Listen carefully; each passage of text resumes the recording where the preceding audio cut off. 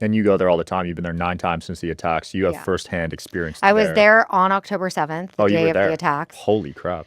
Yeah, and I've lived in Israel. You know, I'm not Israeli, but I very much feel like Israel is my home. And you know, I spend as much time there as I possibly can. Of course, yes, I've been there so many times since the war started for work and to, you know, try to show things that the media won't, to meet Yeah. with hostage families, to meet with our soldiers, to visit them in the hospitals. A lot of these guys that are, you know, very, very badly injured that are young. You know, these guys are like 19, 20 years old and they're have sacrificed their lives.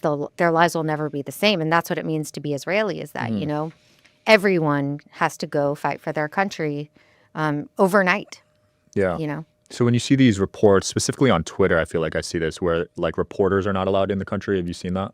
In Gaza or in Yeah. Israel, Or was that in Gaza? It was in one of them. I know that I think, you know, I have a theory about this. The reason that journalists haven't been allowed into Gaza by Israel is safety, first of all.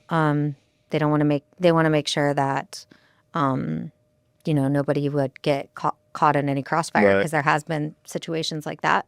But also the narrative, you know, we see already how the journalists in the mainstream media are so biased against Israel.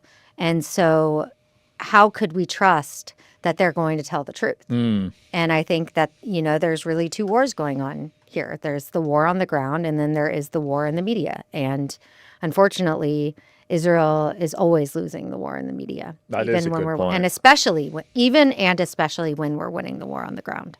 That is a good point. I didn't